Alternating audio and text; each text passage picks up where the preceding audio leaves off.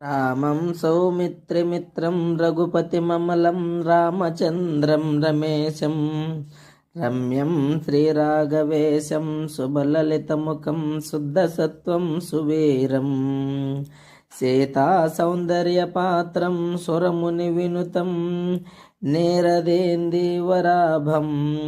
వందే వందారుపాలం రజనిచరహరం రమ్యకోదండపాణిం.